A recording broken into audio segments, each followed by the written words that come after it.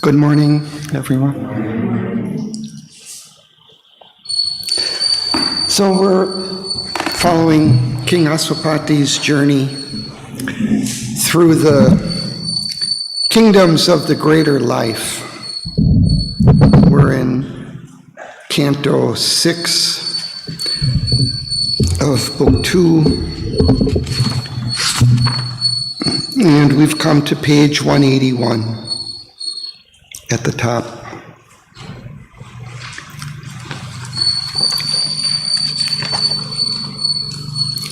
So we're following this life force which has descended into the inconscient and is struggling to emerge and to embody the divine in material forms. I'll read a little passage from page 177 towards the bottom. Sri Aurobindo says, "Her task no ending knows. She serves no aim, but labors driven by a nameless will that came from some unknowable, formless vast. This is her secret and impossible task, to catch the boundless in a net of birth, to cast the spirit into physical form, to lend speech and thought to the ineffable. She is pushed to reveal the ever unmanifest. Yet by her skill, the impossible has been done. She follows her sublime, irrational plan, invents devices of her magic art to find new bodies for the infinite and images of the unimaginable. She has lured the eternal into the arms of time."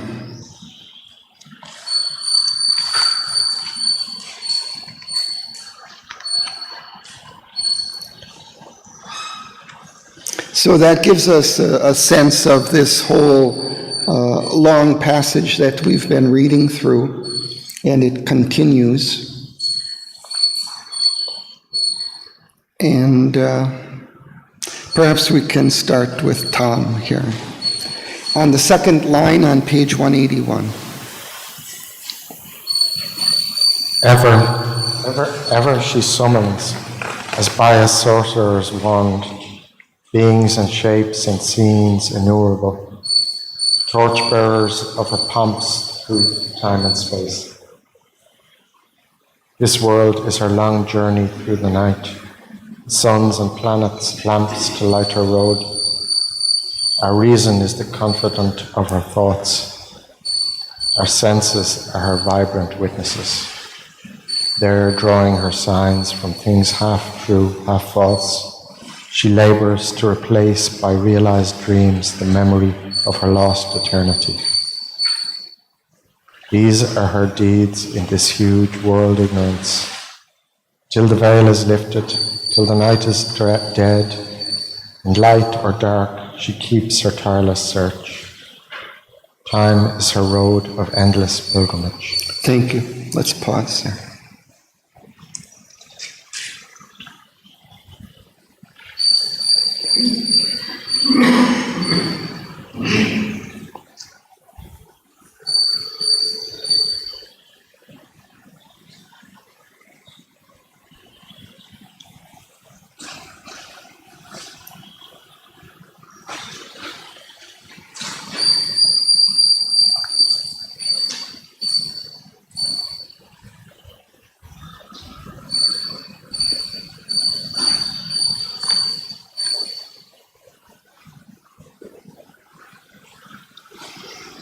So this life force keeps summoning up, creating, as by a sorcerer's wand, by a wand, as if by this kind of mystical wand, beings and shapes and scenes innumerable, torchbearers of her pomps through time and space.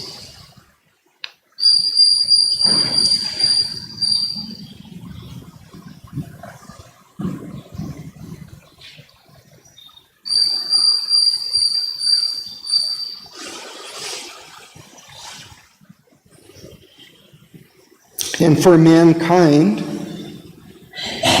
now becoming conscious and awake, our reason is the confidant of her thoughts, and our senses are her vibrant witnesses. So we're now kind of companions in her journey.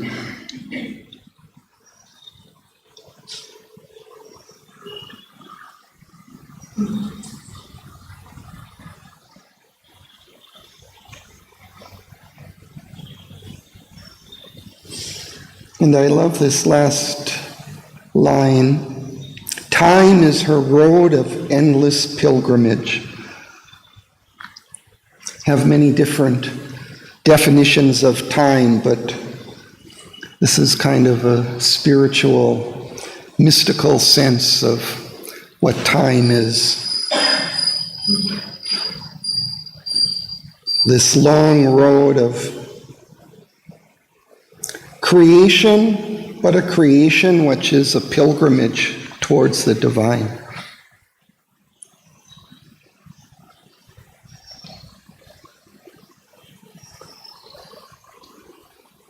I'll continue, Tineke. These are her deeds in this huge world ignorance. No. No? One mighty passion. Oh, there. Okay, so. One mighty passion motives all her works. Her eternal lover is her action's cause. For him she leaped forth from the unseen vast to move here in a stark, unconscious world. Its acts are her commerce with her hidden guest. His moods she takes from her heart's passionate molds. In beauty she treasures the sunlight of his smile. Ashamed of her rich cosmic poverty, she cajoles with her small gifts his mightiness, holds her scenes his look's fidelity, and woos his large-eyed wandering thoughts to dwell in figures of her million-impulsed force.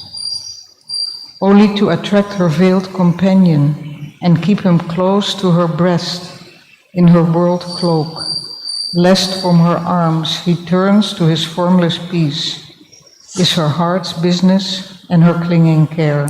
Thank you.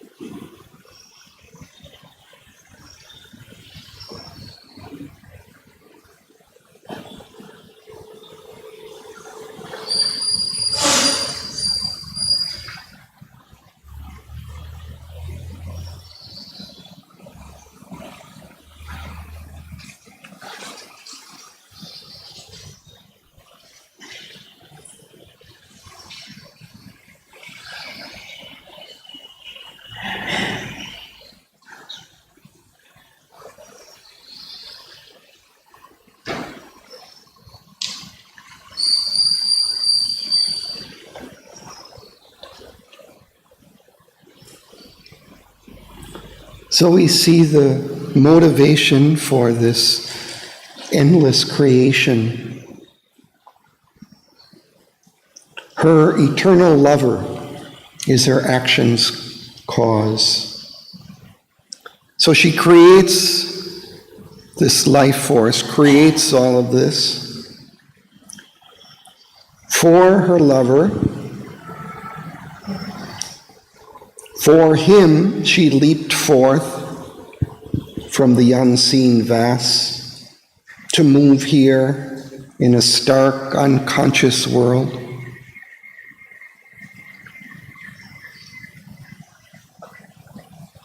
But why? All of her actions in this world, in this creation, are her commerce with her hidden guest. Your commerce means interchange. Exchange, interchange. Yes.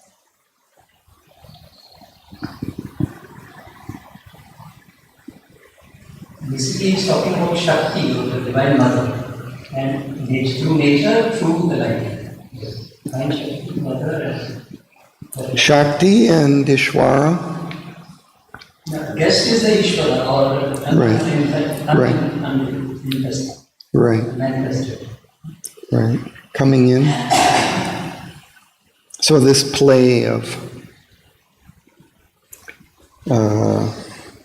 Shiva and Shakti, or Krishna and Radha, it's this play between the two in one, the divine and his Shakti, his force. But the force embodies him and seeks him in all of these millions of forms. And she can have this interchange with him, this exchange, this relationship with him in all these myriad ways.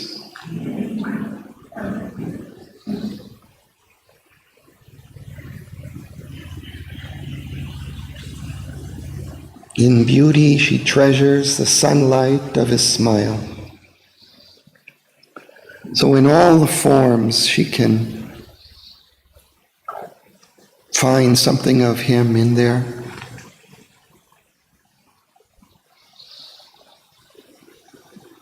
She cajoles with her small gifts his mightiness, holds with her scenes his looks' fidelity, and woos his large-eyed, wandering thoughts to dwell in figures of her million-impulsed force. With all these creations, she's wooing him, calling him, bringing him down into these forms that she may love him in these forms. Huh? Woos. Well, a woo is inviting, courting, soliciting. But we especially woo a lover. We, kind of do things to attract our lover.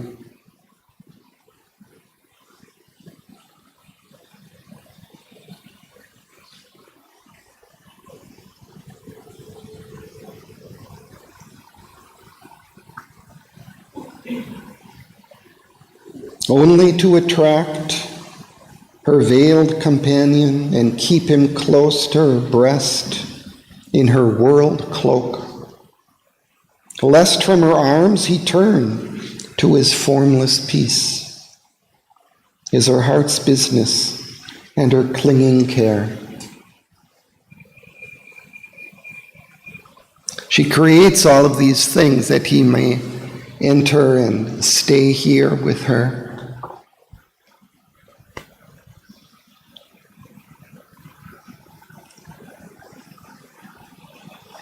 We'll continue, Sohini.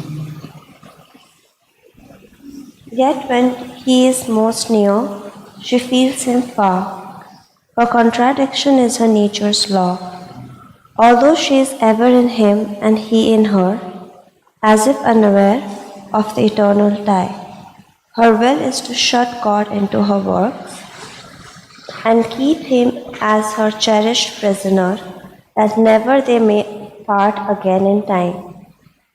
A sumptuous chamber of the spirit's sleep, at first she made a deep interior room, where he slumbers as if a forgotten guest. But now she turns to break the oblivious spell, awakes the sleeper on the sculptured couch. She finds again the presence in the form, and in the light that wakes with him recovers, a meaning in the hurry and trudge of time. And though his mind, that once obscured the soul, passes a glint of unseen deity. Thank you.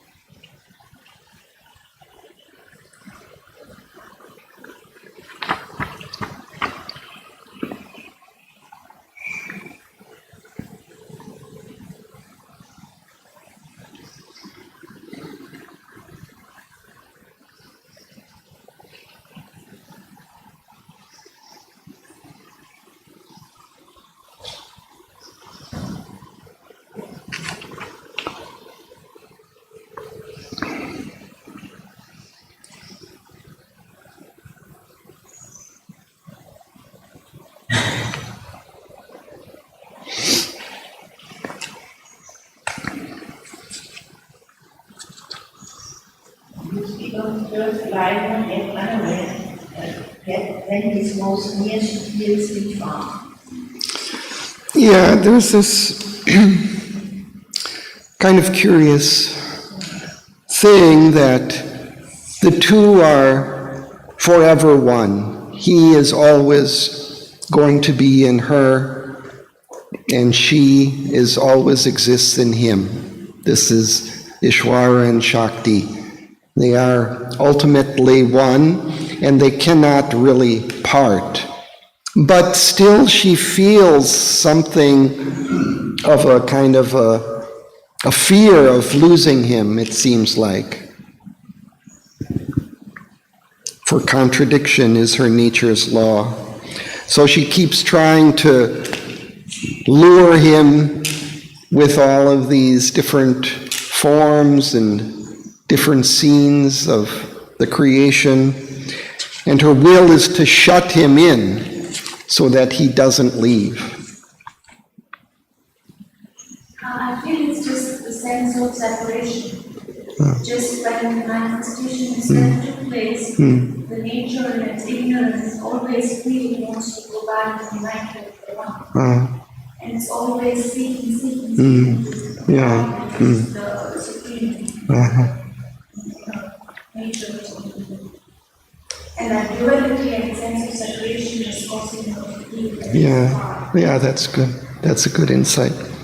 Because it's kind of the first division of the one, right? Between this Ishvara and Shakti, there's just the beginning of a duality. They still hold each other within, but still now there is this kind of duality.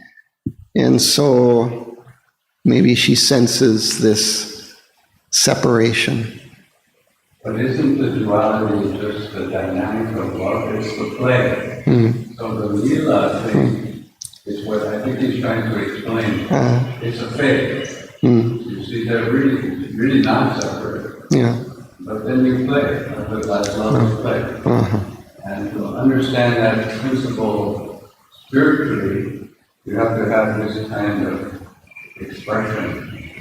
I think, I don't know. Yes, thus dividing your family into two teams and then play. So one divided and then play. Yeah, it's for that joy of interaction that it all takes place. Then he brings in this interesting image of a being.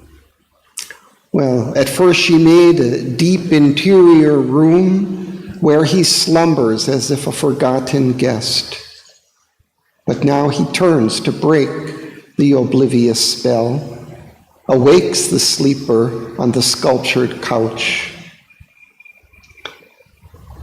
And it reminds of this experience that the mother had of going down into the inconscient and finding this kind of dark interior room where she finds this being, this divine being, lying on this couch as if asleep. And they talk of this as kind of the first avatar, because it's the first kind of descent of the divine into the inconscient. And then in Mother's experience, she sees him, and then also he opens his eyes and wakes up, as he does here also. It's quite interesting that he perhaps had that same experience, or I don't know if he writes it from Mother's relating of that experience, I don't know. So she awakes the sleeper on the sculptured couch. That's an interesting word. In front of the couch is this sculptured couch. Sculpture just means it's very elaborate. How does it fit in here?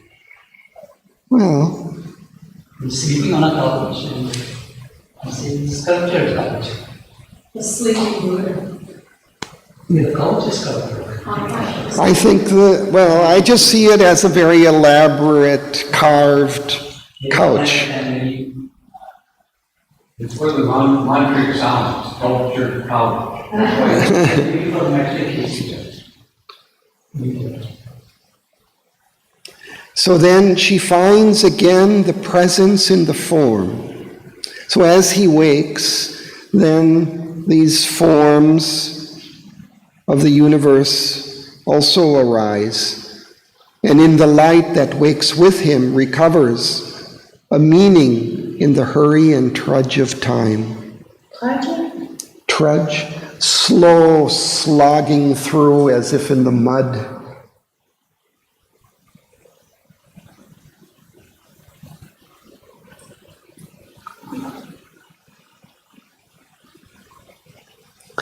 So hurry and trudge, so it's kind of a contrast.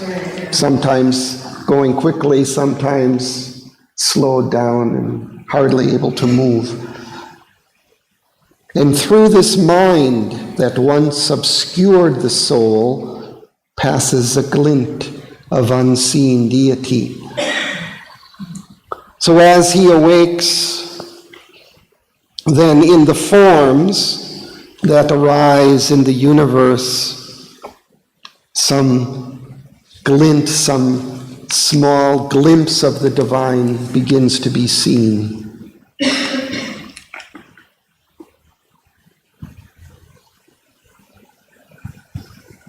This line awakes the sleeper, and then she can recognize the presence in the form again. It was lost. Yeah. Well, I think it's almost as if it's just arising out of that, because as if from out of the unconscious, because she says, at first she made a deep interior room where he slumbers as if a forgotten guest. So at that point, it's still, there is just the inconscient there, and he's forgotten in that. He's sort of lost in the inconscient, forgotten as if a forgotten guest. I think it's referring to a time when the mind had just started developing in life forms. So the consciousness and the deity, like God's divine presence has started. Yeah, it's just arising, but now she turns to break the oblivious spell, this sleep of the divine in the creation. And he wakes, and then things begin, time begins. We continue with B.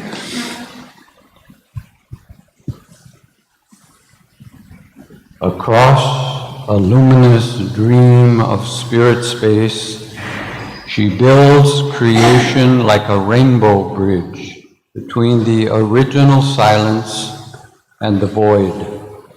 A net is made of the mobile universe. She weaves a snare for the conscious infinite. A knowledge is with her that conceals its steps and seems a mute, omnipotent ignorance. A might is with her that makes wonders true.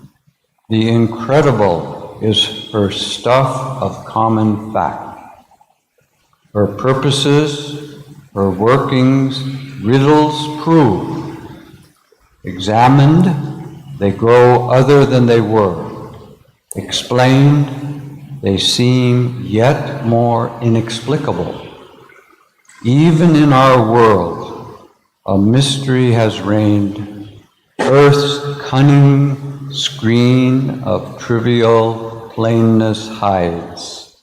Her larger levels are of sorceries made. Thank you. Pause there.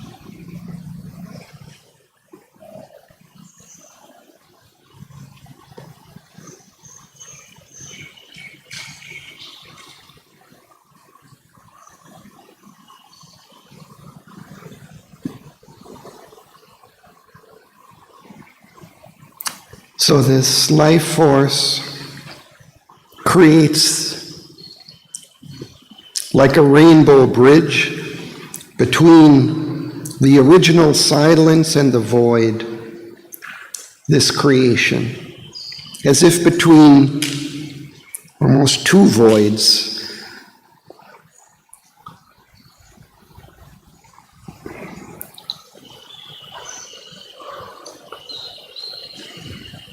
The original silence and the void. In the original silence, is meaning divine, unmanifested. Void is this universe. Yeah, it's,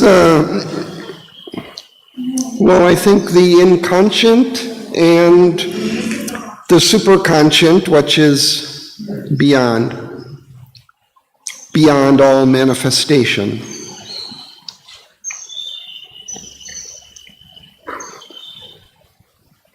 Children were experiencing similar poetry in God's symbology. Oh. Having the sky, tree, water, building rainbows. Mm-hmm.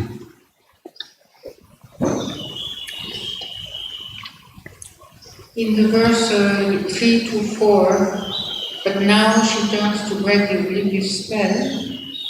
I wonder if it is a reference to what she has been doing with the mother, with the now, or nothing to do. With, having to do with, But now yeah, she turns to break the oblivious spell. yeah.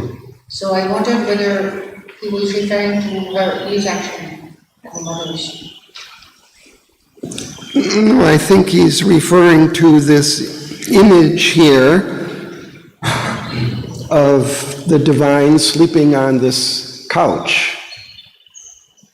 And she's then breaks that spell of trance, let's say, in which he's in. And then he wakes. But this we can take between mind and supermind, or she's saying another sleep awakening between mind and supermind. That's what she's referring to. Mother and children. Maybe that's the next step of evolution. Now he's talking about void and unconscious to the conscious and mind. But I think we can take it from mind to supermind. Okay. So she creates this bridge, which is like a net, in order to kind of trap the divine here in these forms. A net is made of the mobile universe. She weaves a snare for the conscious infinite.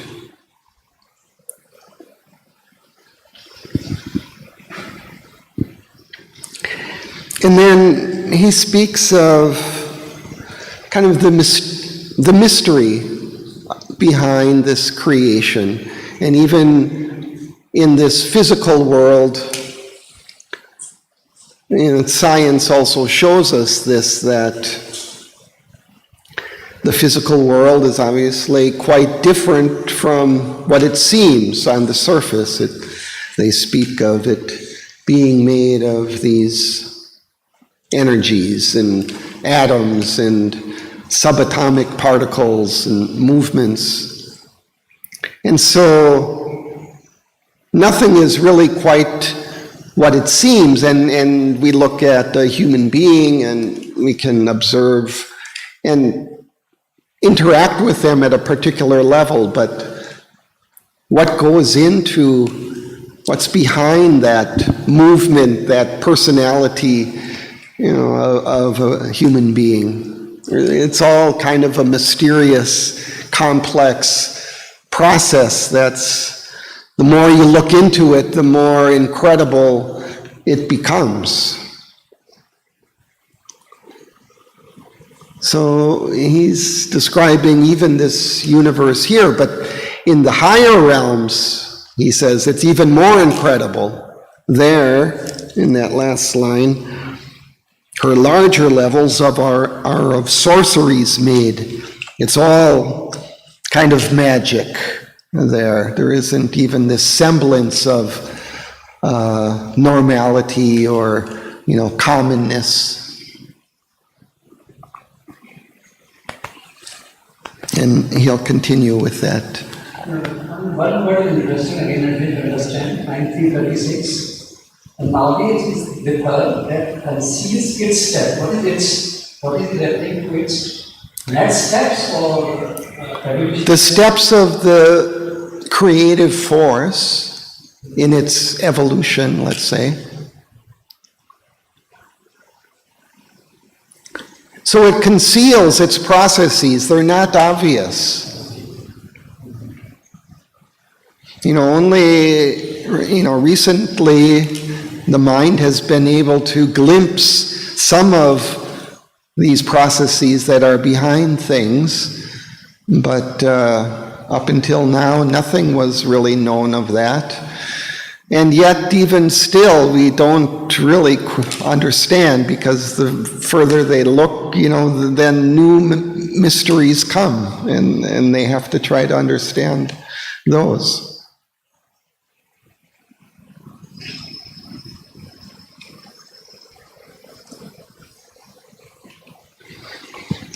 So let's continue. Narayan, you can read. There the enigma shows its splendid prism. There is no deep disguise of commonness. Occult, profound, comes all experience.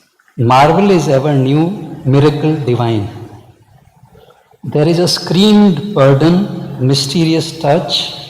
There is a secrecy of hidden sense.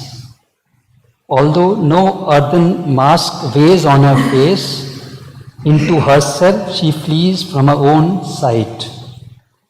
All forms are token of some veiled idea, whose convert purpose lurks from mind's pursuit, yet is a womb of sovereign consequence. There every single thought and feeling is an act, and every act a symbol and a sign. Every symbol hides a living power. A universe she builds from truths and myths, but what she needed most she cannot build. All shown is a figure or copy of the truth, but the real veils her its mystic face. All else she finds there lacks eternity. All is sought out, but miss the infinite. Thank you.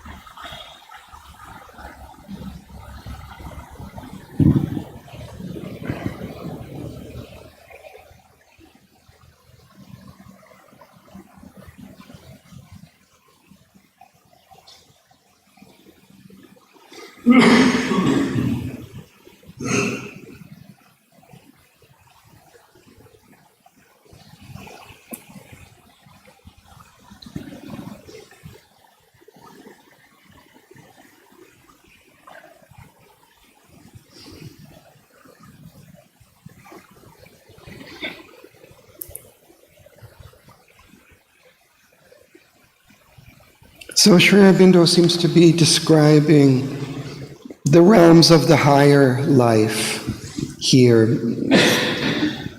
Earlier he was describing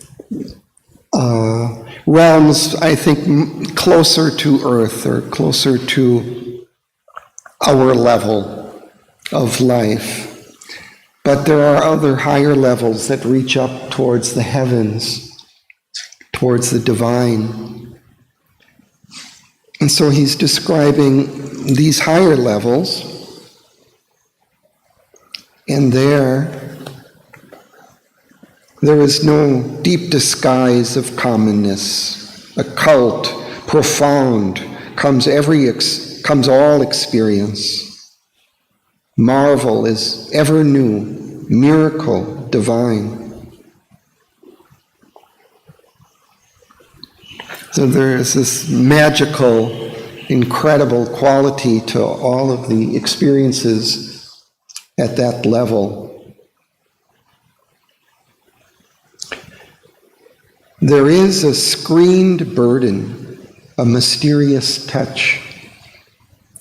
Still, there is something that is hidden within the forms, even at that level, though. He's saying, they carry something, a significance, which is not fully revealed.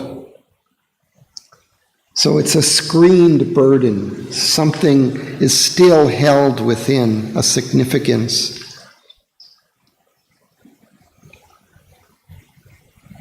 One meaning of burden is the burden of meaning that something holds.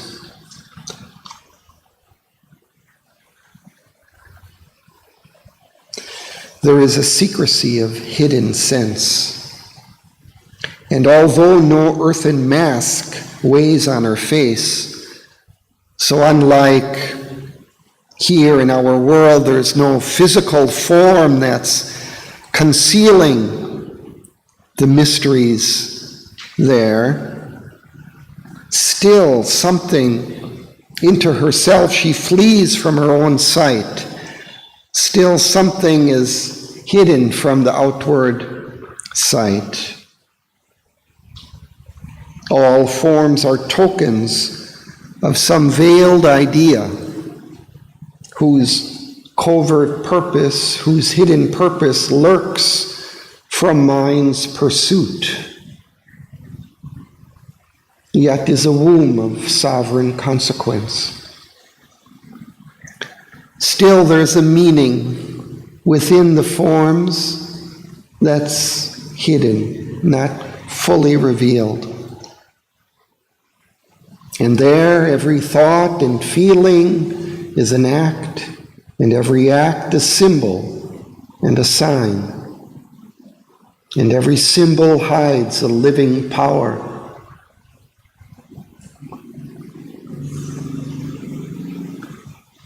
So he's describing how all the forms at those higher levels are symbolic of some deeper significance and holding a living power, holding some deeper power in those forms. A universe she builds from truths and myths. But what she needed most, she cannot build. All shown is a figure or copy of the truth. She's still trying to embody the divine in these forms of life, but she can't fully do that. He is beyond all form. He cannot be limited by any form, but yet something of him gets embodied there. Some touch, some taste, some feeling of him she can capture, but not the ultimate truth of who he is. But the real veils from her its mystic face. All else she finds there lacks eternity. All is sought out, but missed the infinite. Sought out means explore? Or? Yes. For me, it's the lesson also, and it's into herself she flees. It is something like to the psychic presence of this Vivian, and she goes in that kind of see herself in form, but she has to go inside and try to develop it. It's not the full eternity or infinite, but maybe the psychic presence which starts growing in her. Yeah, it's an interesting phrase where she hides from herself in a sense. But it's... But the one is herself. So this is still part of the hide and seek play. Yeah, that's basically it. It's like the Maya. Yeah. She's this trick.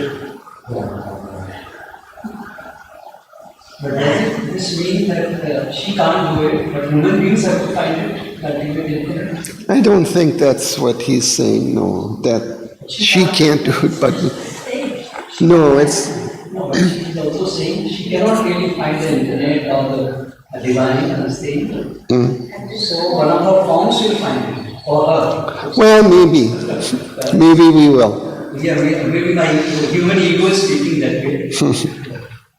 Well, maybe when that supramental creation comes, then perhaps that will come.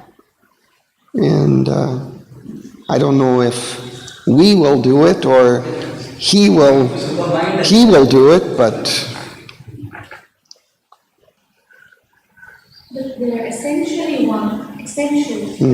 It's necessary that they are different. That's why we have consciousness and energy. Yeah. For the manifestation, it is materially this state, physically.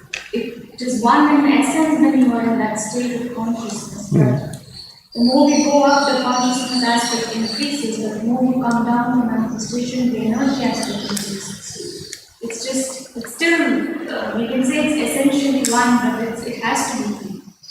Well, but I'm not sure if it has to be. That's what I was kind of getting at. In the supramental creation, perhaps the two will become integrated, and that... Yeah, it would be one with each different, one with a difference of oneness. I don't know. Yeah, but kind of conscious of it, right? Where the energy and the consciousness are in unity. For me, it's this question because I very much get since longer is that she often always emphasized you have to learn to live from within now. That is, and I think that is in all creation, and in other terms he said that is not a secret since the whole creation. It is always a logical steps in every level. So that's why this push to go inside and find it. Yeah, there, from that psychic level, we can sense the divine in all of these forms. The beginning of it. We could say that this is the spiritualization of matter. The slow processability of the spiritualization of matter. That's a tremendous image. The tremendous magnet is in plants, it's in animals, so it's in every body, it's in all the steps in it, and you can recognize it, and then yes. So let's continue reading.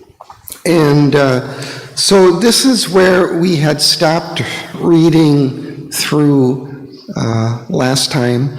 So next I would like to kind of read through about the next 10 pages or so without commentary and just reading. Okay, so we'll begin with Sudanya. A conscious lead by truth above was felt. It saw the light but not the truth. It caught the idea and built from it a world. It made an image there and called it God.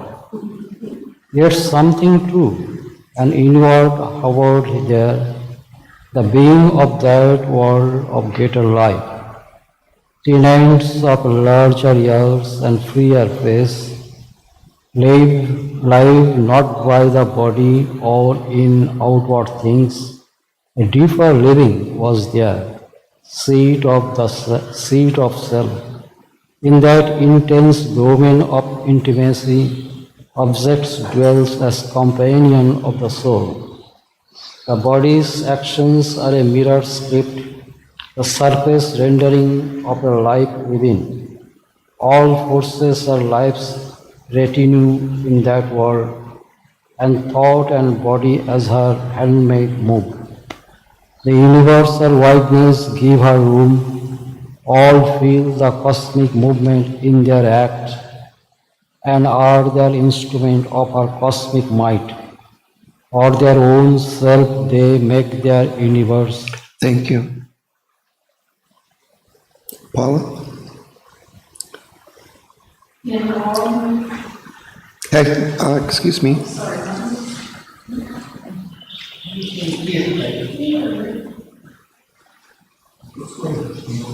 Yes. In all who have risen to a greater life, a voice of unborn things whispers into the ear, to their eyes visited by some high sunlight aspiration, shows the image of a crown. To work out a seed that she has thrown within, to achieve her power in them, her creatures live. Each is a greatness growing towards the heights, or from his inner center, oceans out, encircling ripples of concentric power, they swallow, glutted their environment.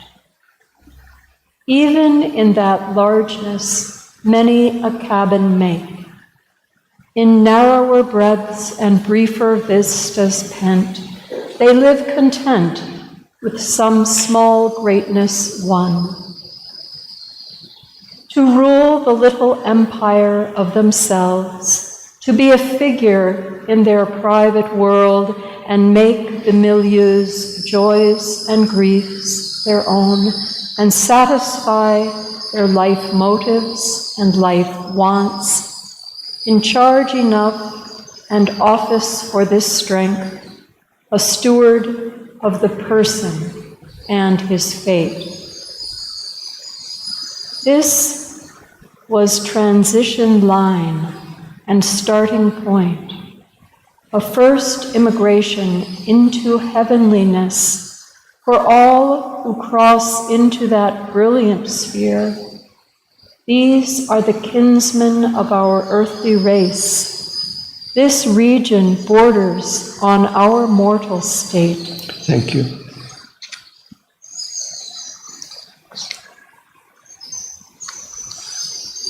Would you read? This wider world a greater movement gives. Its strong formations build our growing selves. Its creatures are our brighter replicas, complete the types we only initiate, and are securely what we strive to be, as if thought out eternal characters, entire, not pulled as we are by contrary tides. They follow the unseen leader in the heart. Their lives obey the inner nature's law. There is kept grandiose store, the hero's mold. The soul is the watchful builder of its fate. None is a spirit indifferent and inert. They choose their side. They see the God they adore. A battle is joined between the true and false. A pilgrimage sets out to the divine light. For even ignorance there aspires to know and shines with the luster of a distant star. There is a knowledge in the heart of sleep, and nature comes to them as a conscious force. An ideal is their leader, and their king, aspiring to the monarchy of the sun, they call in truth for their high government, hold her incarnate in their daily acts, and fill their thoughts with her inspired voice, and shape their lives into her breathing form, till in her sun-gold Godhead they too share. Thank you.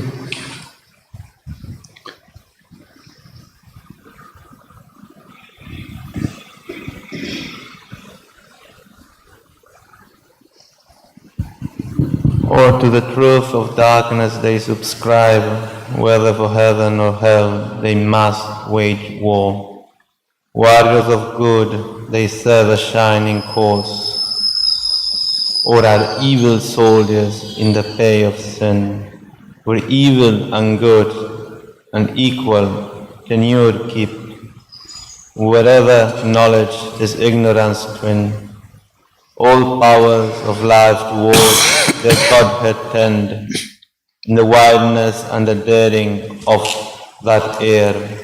Each builds its temple and expands its cult, and sin too, there is a divinity.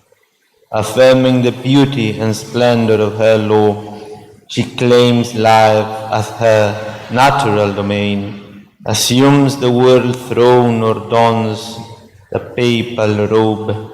Their worshippers proclaim her sacred rites. A red-tiared falsehood they revere, worship the shadow of a crooked god, admit the black idea that twists the brain, or lie with the harlot power that slays the soul. A mastering virtue, status quis depose, or a titan passion gods, to a proud unrest. At wisdom's altar they are kings and priests, or their lives are sacrificed to an idol of power. Thank you. Will you read?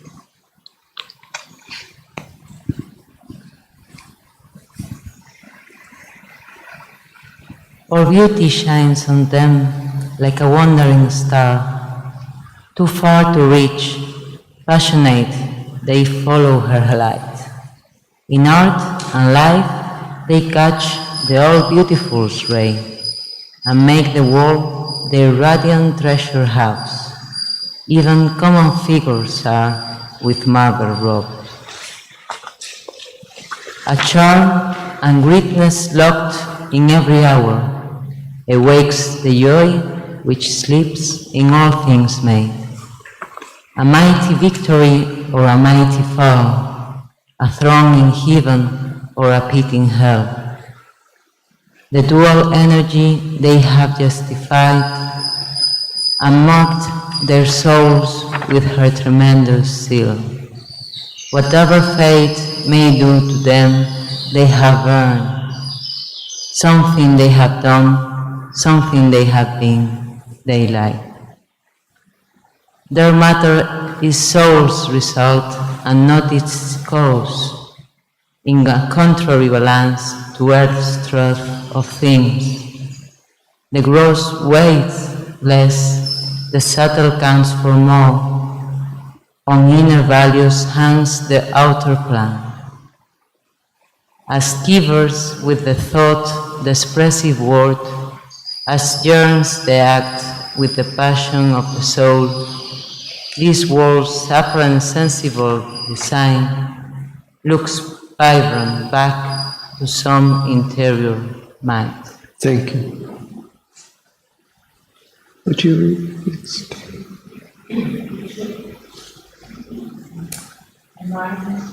A mind not limited by external sense gave figures to the spirit's imponderables. The words impact with the channels registered and turn into the body's concrete thrill, the vivid workings of a bodiless force. Powers here subliminal that act unseen, or in ambush, crouch waiting behind the wall, came out in front and covering their face. The occult grew there overt, the obvious kept covered, turned and shouldered the unknown. The unseen was felt and jotted visible shapes. In the communion of two meeting minds, thought looked at thought and had no need of speech. Emotion clasped emotion in two hearts. They felt each other thrill in the flesh and nerves, or melted each in each and grew immense, as when two houses burn and fire joins fire. Hate grappled hate, and love broke in on love. Will wrestled with will on mind's invisible ground. Other sensation passing through like waves, left quivering the subtle body's frame. Their anger rushed galloping in brute attack, a charge of trampling hooves on shaken soul. One felt another grief invade the breast, another's joys exulting run through the blood. Hearts could draw close through distance, voices near that spoke upon the shore of alien seas. Thank you.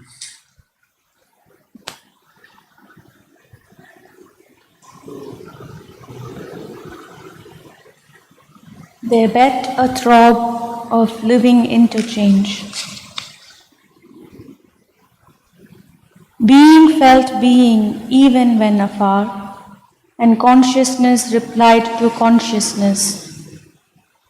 And yet the ultimate oneness was not there. There was a separateness of soul from soul. An inner wall of silence could be built. An armor of conscious might protect and shield the being could be closed in and solitary. One could remain apart in self alone. Identity was not yet, nor union's peace. All was imperfect still, half known, half done. The miracle of inconscience overpast, the miracle of superconscient, still unknown, self-wrapped, unfelt, unknowable, looked down on them, origin of all they were. As forms they came of the formless infinite, as names lived of a nameless eternity. The beginning and the end were their occult. A middle term worked unexplained, abrupt. They were words that spoke to a vast, wordless truth. They were figures crowding an unfinished sum.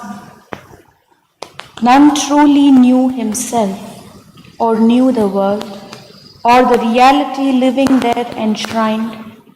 Only they knew what mind could take and build out of the secret supermind's youth store.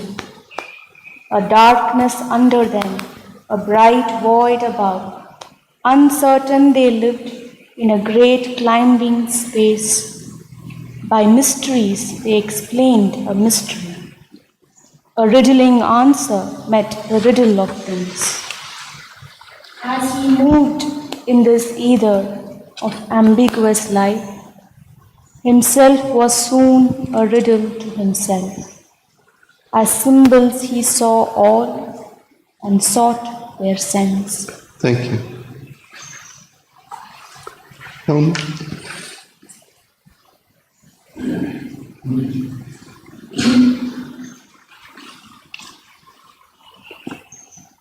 Across the leaping springs of death and birth, and over shifting borders of soul change, a hunter on the spirit's creative track. He followed in life's fine and mighty trails, pursuing her sealed formidable delight in a perilous adventure without close. At first, no aim appeared in those large steps. Only the wide source he saw of all things here, looking towards a wider source beyond. For as she drew away from earlier earthly lines, a tenser drag was felt from the unknown. A higher context of delivering thought drove her towards marvel and discovery. There came a high release from pettier cares, a mightier image of desire and hope, a vaster formula, a greater scene. Ever she circled towards some far-off light, where signs still covered more than they revealed, but tied to some immediate sight and will, they lost their purpose in the joy of use, till stripped of their infinite meaning, they became a cipher gleaming with unreal sense. Armed with a magical and haunted bow, she aimed at a target kept invisible, and even deemed remote, though always near. Thank you. Ronnie? As one who spells illumined characters, the key book of a crabbed magician text, he scanned her subtle, tangled, weird designs and the screened, difficult theorems of her clues, traced in the monstrous sands of desert time the thread beginnings of her Titan works, watched her charade of action for some hint, read the no gestures of her silhouettes, and strove to capture in their burdened drift the dance fantasia of her sequences, escaping into rhythmic mystery, a glimmer of fugitive feet on fleeing soil. In the labyrinth pattern of her thoughts and hopes, and the byways of her intimate desires, in the complex corners crowded with her dreams, and rounds crossed by an intrigue of irrelevant rounds, a wanderer straying amid fugitive scenes, he lost its signs and chased each failing guess. Ever he met keywords ignorant of their key, a sun that dazzled its own eye of sight, a luminous enigma's brilliant hood, lit the dense purple barrier of thought's sky. A dim, large trance showed to the night her stars.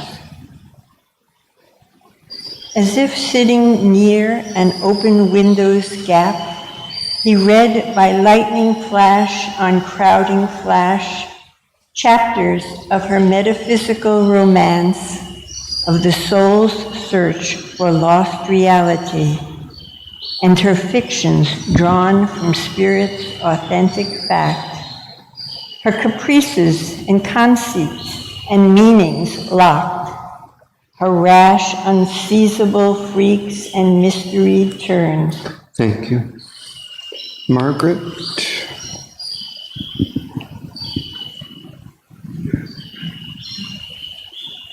The magnificent wrappings of her secrecy that fold her desirable body out of sight, the strange, significant forms woven on her robe, were meaningful outlines of the souls of things he saw, her false transparencies of thought hue, her rich broad brocades with imaged fancies soon, and mutable masks and broideries of disguise. 1,000 baffling faces of the truth looked at him from her forms with unknown eyes, and wordless mouths, unrecognizable, spoke from the figures of her masquerade, or peered from the recondite magnificence and subtle splendor of her draperies. In sudden scintillations of the unknown, inexpressive sound became veridical. Ideas that seemed unmeaning flashed out truth. Voices that came from unseen waiting worlds uttered the syllables of the unmanifest to clothe the body of the mystic word, and wizard diagrams of the occult law sealed some precise, unreadable harmony, or used you and figures to reconstitute the herald blazon of time's secret things. In her green wildernesses and lurking depths, in her thickets of joy, where danger clasped delight, he glimpsed the hidden wings of her songster's hopes, a glimmer of blue and gold and scarlet fire. Thank you. Referring to the Ashwapati's journey now, these passages, last few passages, now is again referring to Ashwapati's journey. Yeah, meaning Ashwapati.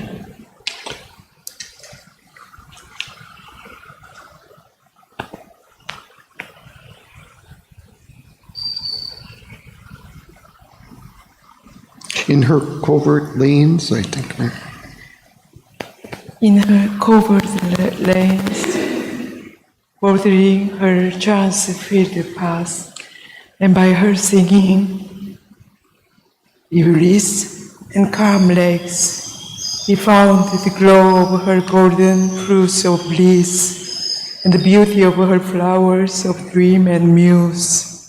As if a miracle of hearts changed by joy, he watched in the alchemist radiance of her sons, the crimson outburst of one sacred flower, on the tree of sacrifice of spiritual love, in the sleepy splendor of her noons he saw a perpetual repetition through the hours, so stands over dragonflies on mysterious stream. They skim but never rest its murmur race. Heard the rapture of her rose desires, running as if to escape from longed for hands, jingling sweet anklet bells of fantasy. Thank you. Turi?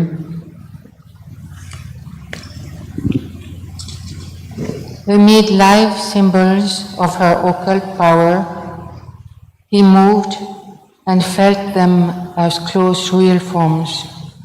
In that life, more concrete than the lives of men, throbbed heartbeats of the hidden reality. Embodied was there what we but think and feel. Self-framed, what here takes outward borrowed shapes. A comrade of silence on her austere heights, accepted by her mighty loneliness, he stood with her on meditating peaks, where life and beings are a sacrament offered to the reality beyond, and saw her loose into infinity, her hooded eagles of significance, messengers of thought to the unknowable. Identified in soul vision and soul sense, entering into her depth as into a house, all he became that she was or longed to be. He thought with her thoughts, and journeyed with her steps, lived with her breath, and scanned all with her eyes, so that he might learn the secret of her soul. Thank you. Suresh, would you? The witness overmastered by his sin, the ugly, suspended, fun of form and faith, and the marvel of a rich and delicate craft, and felt to the insistence of a pride, impersonal, he bore the Sorceries. sources of her mind, felt laid on him that above mysterious will, her hands that made faith in the violent grasp, her touch that moves, her powers that sighs and drive. Thank you. Anandi, you can just finish.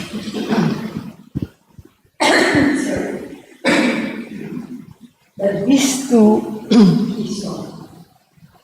her soul that wept within,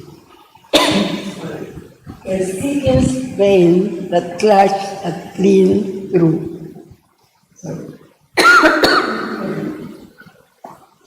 her hopes, whose somber gaze mates with despair, the passion that possessed her longing limbs, the trouble and rapture of her yearning breast, her mind that poised and satisfied with its fruits, her heart that captured no the one beloved. Always he met the veil and seeking forth, an exiled goddess building mimic heavens, sphinx whose eyes look up the guidance sun. Thank you.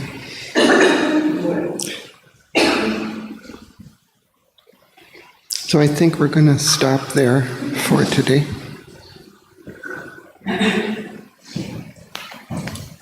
And next time we'll go back and look through this section in more detail.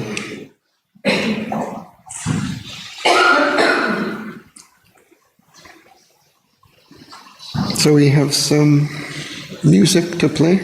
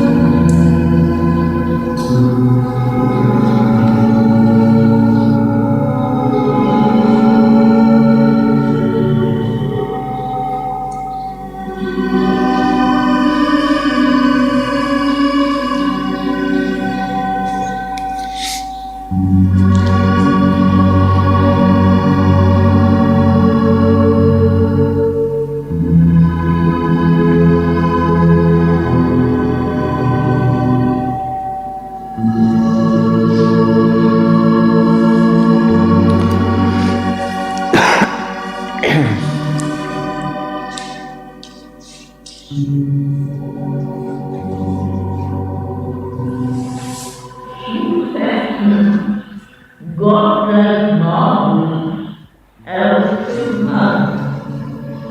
In the craft, he sets her down in all turn.